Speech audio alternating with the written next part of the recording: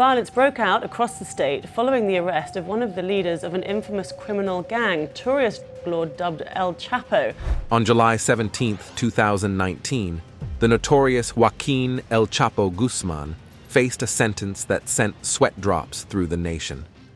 Life in prison plus 30 years was the verdict. Now, where is his new residence?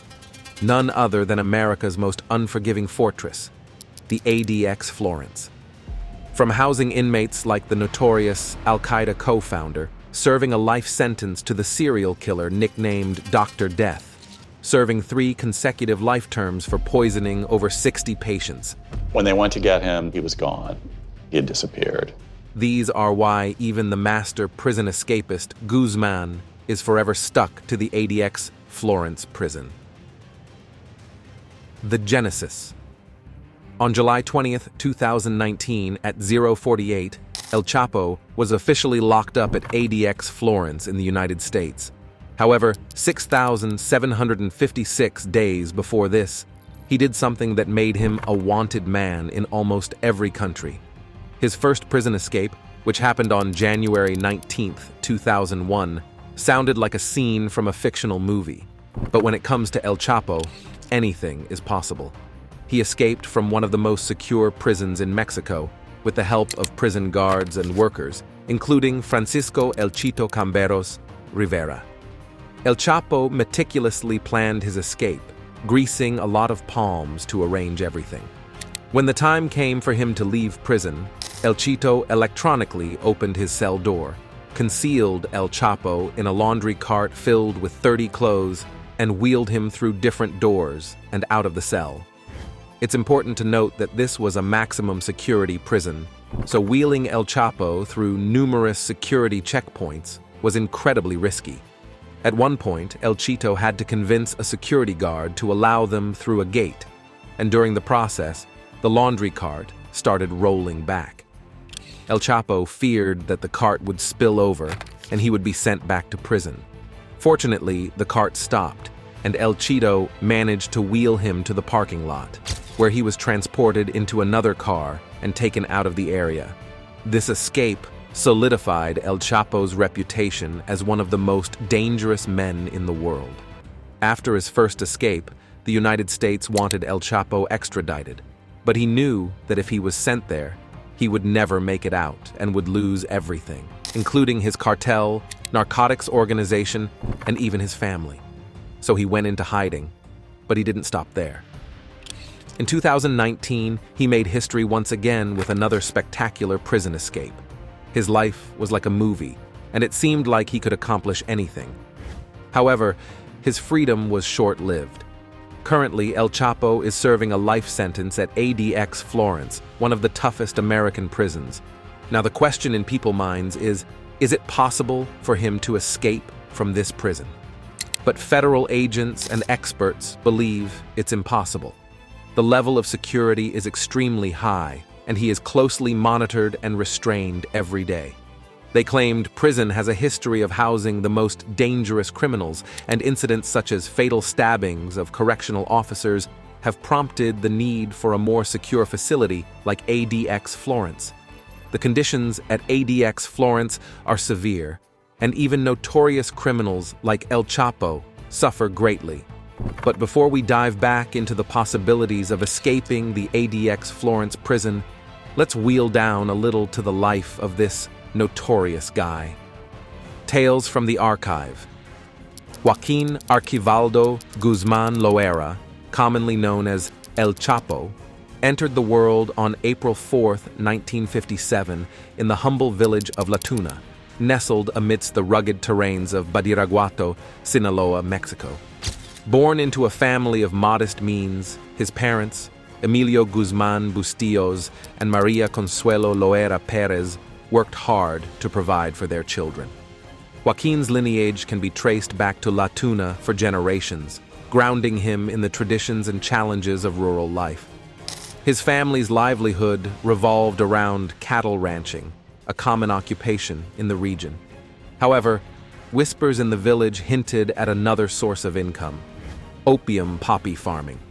Joaquin's paternal grandparents, Juan Guzman and Otilia Bustillos, and maternal grandparents, Ovidio Loera Cobret and Pomposa Perez Uriarte, were integral figures in his upbringing, instilling in him values of resilience and perseverance. Joaquin was the eldest of several siblings, which includes 2 sisters, Armida and Bernarda, and 4 brothers, Miguel Angel, Aureliano, Arturo, and Emilio. Tragically, 3 older brothers had passed away early in Joaquin's life, leaving an indelible mark on the family. His childhood in La Tuna was marked by hardship and toil. Despite attending school, Joaquin's education was cut short when he reached 3rd grade. Economic necessity forced him to join his father in work, rendering him functionally illiterate. However, his lack of formal education did not dim his innate intelligence or resourcefulness. Known for his mischievous spirit, Joaquin earned a reputation as a practical joker, delighting in playing pranks on friends and family. Yet, behind the facade of jest lay a boy who endured the sting of paternal discipline. His father's temper often led to physical punishment, prompting Joaquin to seek refuge with his maternal grandmother. Despite his own suffering, he courageously shielded his younger siblings from harm, standing up to his father's tyranny. In a community where opportunities were scarce, Joaquin turned to the cultivation of opium poppy, a trade deeply entrenched in local customs. Together with his brothers, he traversed the hills of Badiraguato, harvesting the buds of the poppy plant. Their labor sustained the family, with his father overseeing the sale of the harvest to suppliers in nearby towns. Disappointed by his father's squandering of their earnings, Joaquin took matters into his own hands. At the tender age of 15, he ventured into the cultivation of marijuana, collaborating with relatives to establish his own plantation. The proceeds from his endeavors provided a lifeline for his family, offering a glimpse of economic stability amidst the uncertainty of rural life. Adolescence brought its own trials as familial discord reached a breaking point. Forced out of his home by his father's wrath, Joaquin sought solace with his grandfather. It was during this tumultuous period that he earned the moniker El Chapo for his diminutive stature and robust physique. While most of his peers resigned themselves to a life of toil in the poppy fields, Joaquin harbored ambitions beyond the confines of La Tuna. Inspired by tales of his uncle's exploits in drug trafficking, he embarked on a journey that would alter the course of his destiny. Little did he know that his name would soon become synonymous with one of the most notorious figures in the annals of organized crime, world's greatest prison escapee. This guy began his criminal life in the 1980s as a member of a powerful drug cartel called the Guadalajara Cartel, led by a man named Miguel Angel Felix Gallardo. He quickly climbed the ranks within the organization. When the Guadalajara Cartel disbanded in the late 1980s, he became a leader in another cartel called the Sinaloa Cartel.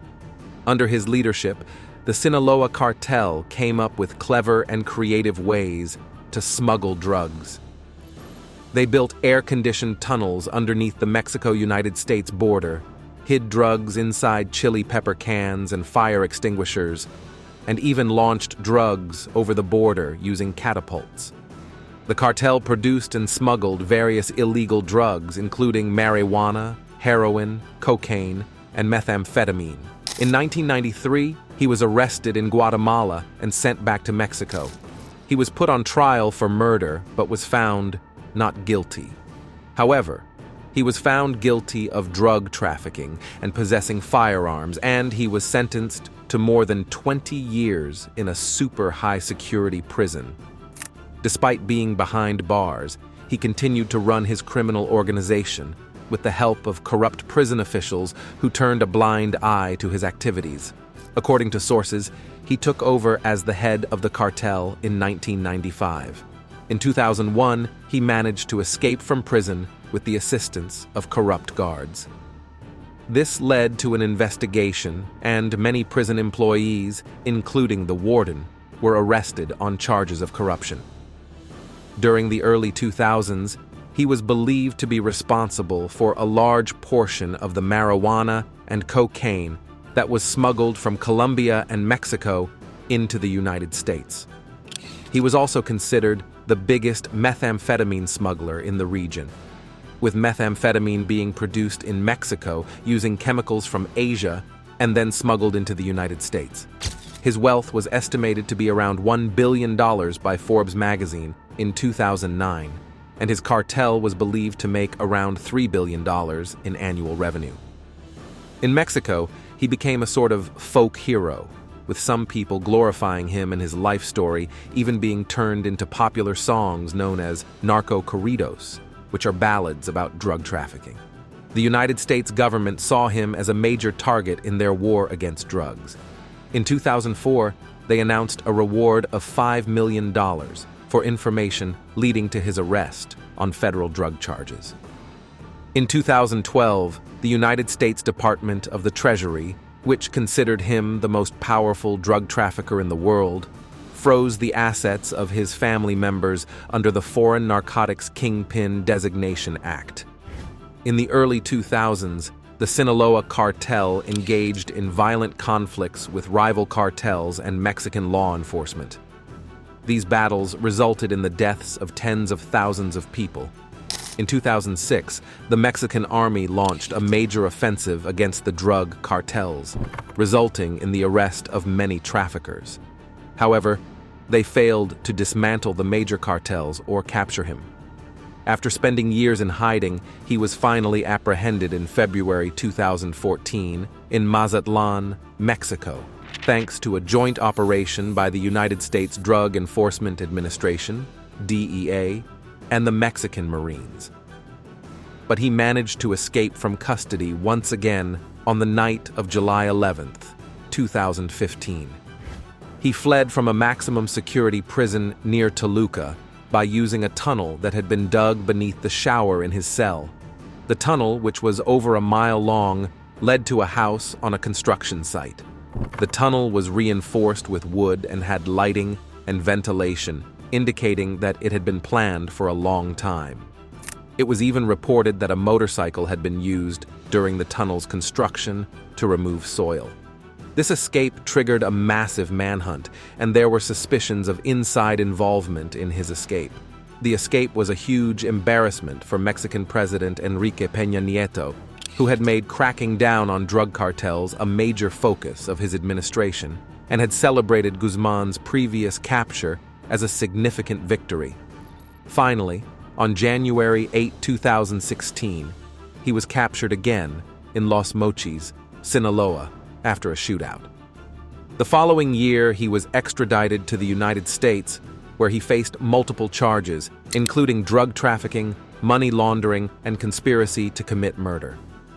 His trial began in November 2018 with high levels of security, and in February 2019, he was found guilty on all charges. 5 months later, he was sentenced to life in prison.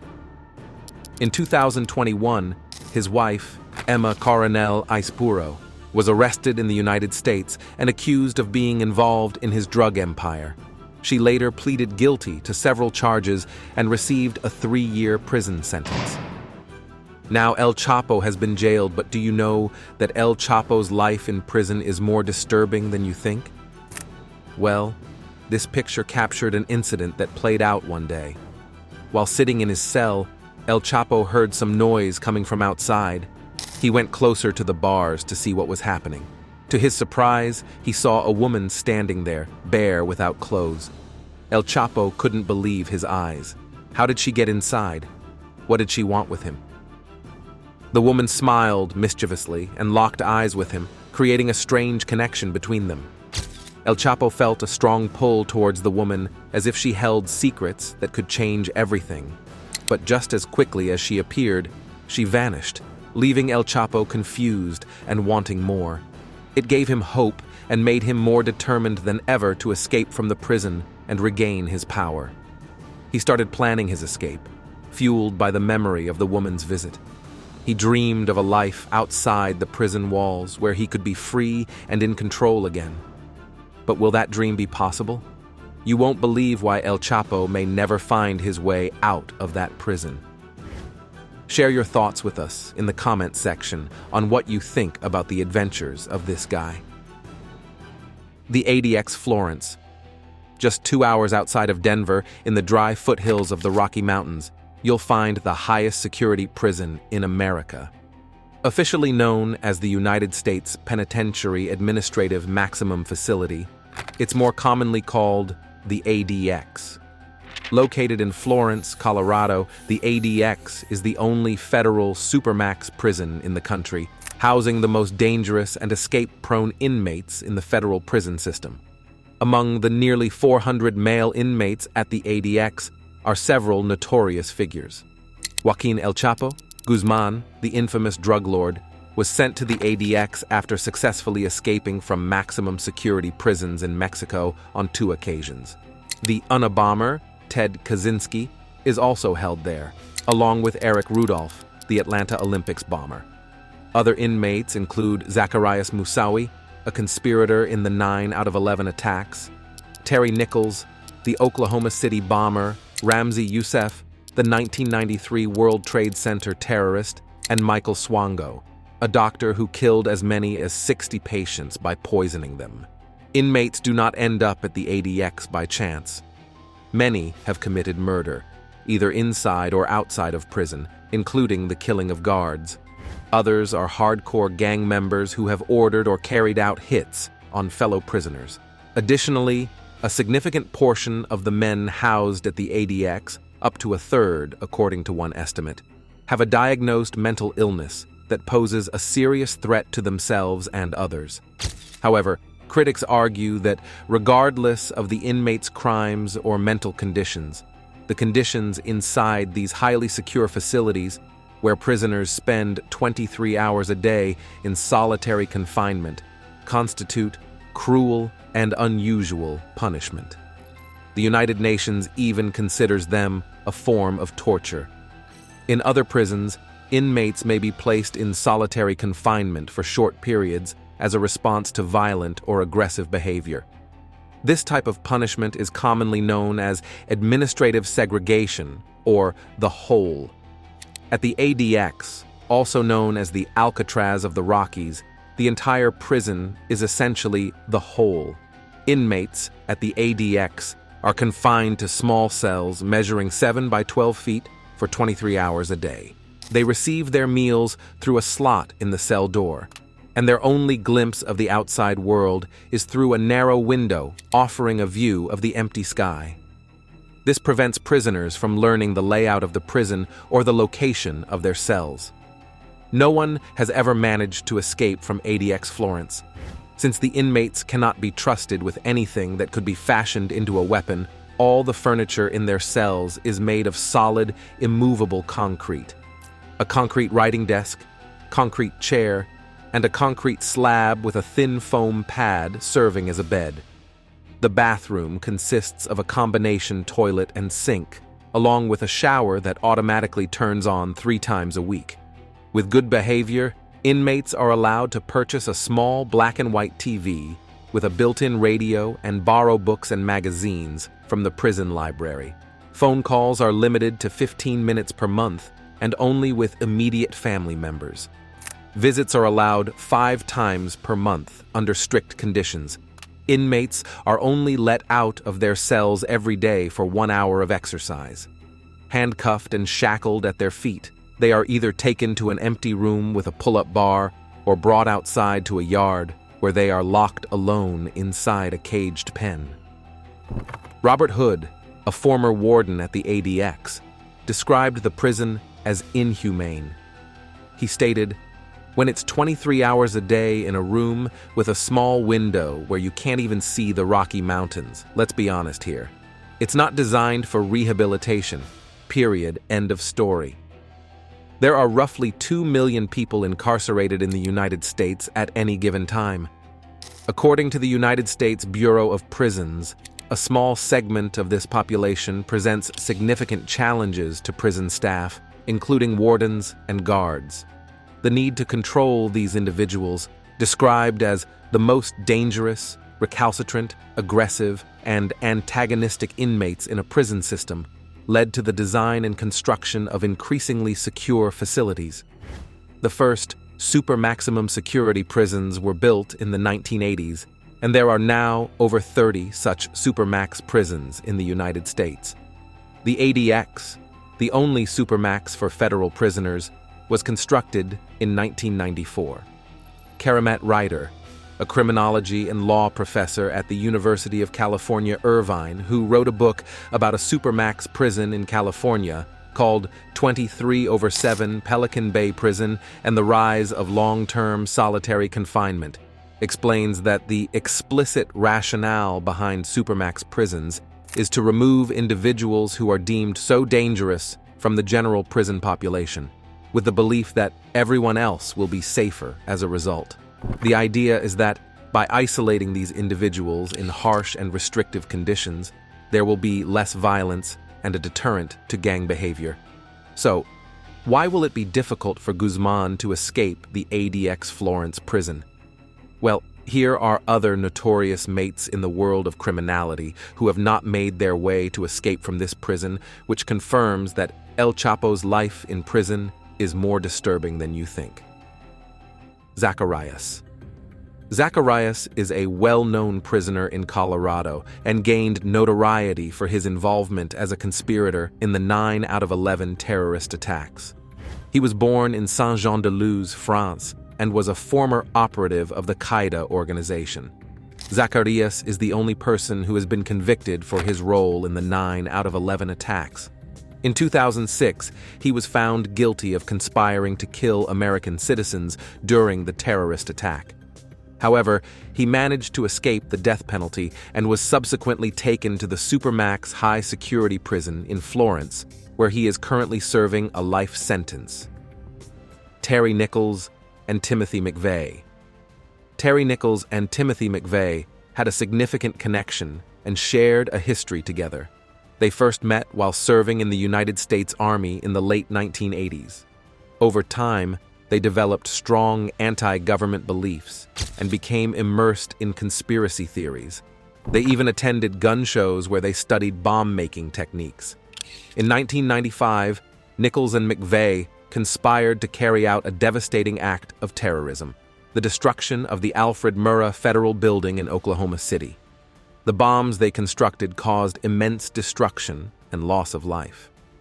Tragically, 168 people lost their lives in the attack, including 19 young children and infants.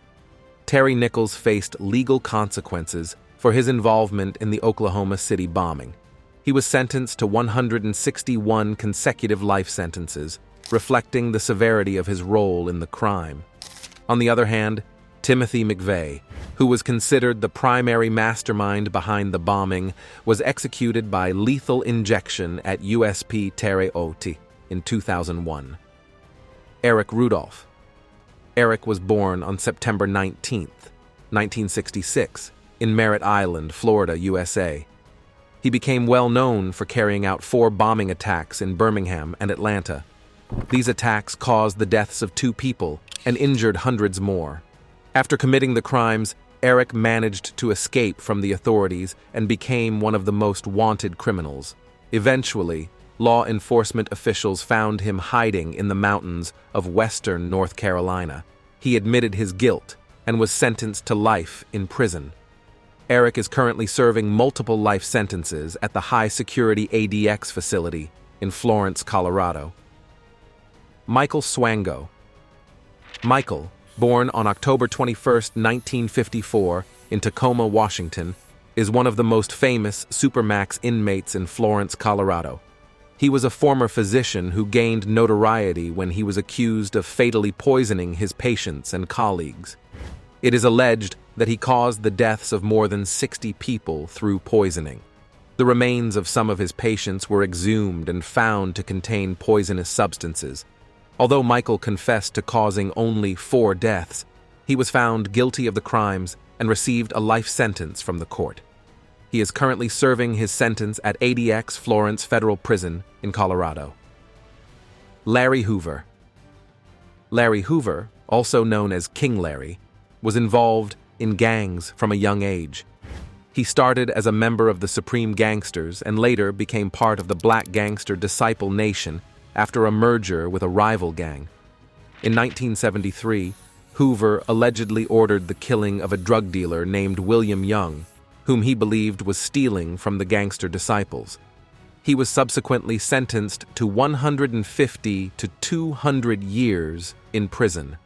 During his time in prison, a federal investigation reportedly revealed that Hoover continued to lead the gang from behind bars. It is said that he oversaw the gang's lucrative business and managed more than 30,000 gang members spread across 35 states. At 1995, Hoover was convicted of drug conspiracy and extortion, which led to his transfer to the ADX Florence, a high-security federal prison. In 2008, musician Kanye West, who hails from Chicago like Hoover, appealed to then-President Donald Trump to pardon Hoover. West and his former wife, Kim Kardashian, were supporters of the First Step Act, a law aimed at improving prison conditions and reforming drug sentencing. However, federal agents advised against granting clemency to Hoover, as they suspected he was still exerting influence in the gang world through coded messages sent from prison. The Chicago Tribune published an editorial in August 2020 titled, "Keep Larry Hoover in Federal Supermax. Chicago's safety is at stake," expressing concerns about the potential risks to public safety should Hoover be released from the Supermax facility. Dwight York. Dwight York, also known as Malachi Z. York, was indeed the founder of the New Wabian Nation, which started as a black Muslim group in the late 1960s and later transformed into a black nationalist cult with unconventional beliefs. The group's ideology included ideas such as the existence of UFOs, disdain for white people, and the veneration of ancient Egypt. York's influence over his followers was significant, and he used his position as a cult leader to engage in various illegal activities. One of the most disturbing aspects of his actions was the systematic abuse of children. In the early 2000s, York was convicted of multiple charges, including racketeering and child molestation. 14 children testified against him, leading to his conviction. As a result, he was sentenced to 135 years in prison. MDU Mahmud Salim. MDU Mahmud Salim, also known as Abu Hajar al-Iraqi, was a key figure in the early formation of the terrorist organization Al-Qaeda. In 1988, he attended a meeting with Osama bin Laden and other individuals to discuss the establishment of an international terrorist group, which later became known as Al-Qaeda. Salim's involvement in terrorist activities extended beyond his role in the formation of Al-Qaeda. He was suspected of being involved in numerous crimes, though specific details may vary. In 1998, he was arrested in Germany for his participation in the U.S. embassy bombings in Kenya and Tanzania that occurred that same year. These bombings were carried out by Al-Qaeda and resulted in significant loss of life and extensive damage to the embassies. Salim was subsequently sentenced to 32 years in prison for his role in the embassy bombings. However, in 1999, while in custody at the Metropolitan Correctional Center in New York City, he attempted to escape by stabbing a prison guard. The attempt was unsuccessful, and as a result, Salim was sentenced to life imprisonment, without the possibility of parole in 2010. Personal life and family criminal activities. Guzman's family has been heavily involved in drug trafficking. Some members of his family, including his brother, one of his sons, and a nephew, were killed by rival cartels, Los Zetas and the Beltran Leyva organization. In 1977, Guzman married Alejandrina Maria Salazar Hernandez in a small ceremony in the town of Jesus Maria, Sinaloa. They had 4 children together: Cesar, Ivan Archivaldo, Jesus Alfredo, and Alejandrina Giselle. He provided them with a ranch home in Jesus Maria.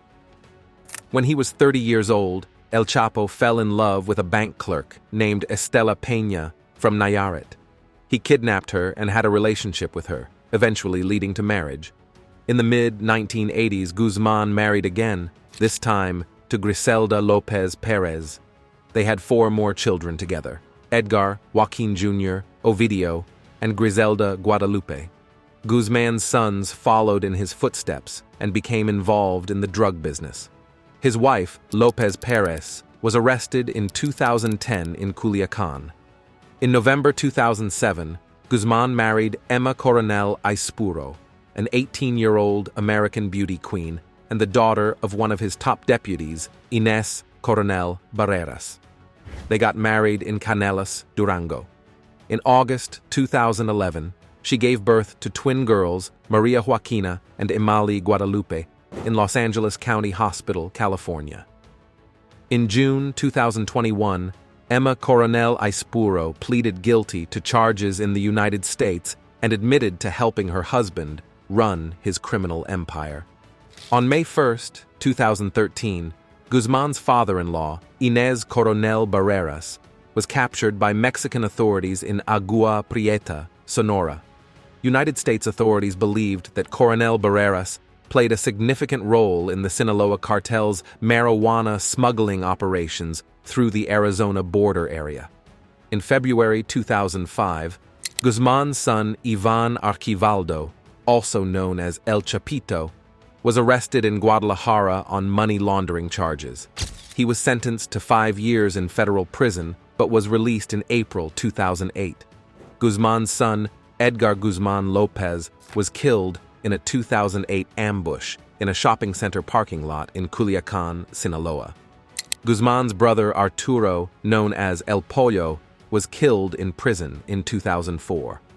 Another one of Guzman's sons, Jesus Alfredo Guzman Salazar, also known as El Gordo, the Fat One, was suspected of being a member of the cartel.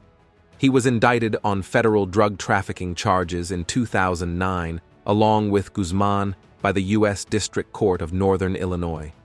Guzman Salazar and his mother, Guzman's former wife, Maria Alejandrina Salazar Hernandez, were described as key operatives in the Sinaloa cartel and were added to the United States Financial Sanction List under the Kingpin Act in 2012. There were instances of mistaken arrests and confusion regarding Guzman's family members.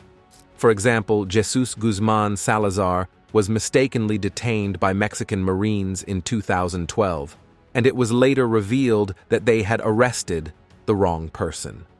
There were also reports of a woman claiming to be Guzman's daughter being arrested on fraud charges while attempting to enter the United States. There were cases of violence against Guzman's family members, including the killing of his nephew Obied Cano Zepeda in 2012. It's believed that this could have been a retaliation attack by rival cartels or a display of Los Zetas' presence in Sinaloa. Even after Guzman's arrest, the Sinaloa cartel remained the primary drug distributor in the United States among Mexican cartels, according to the United States Drug Enforcement Administration in 2018. Thank you for watching and see you in the next video.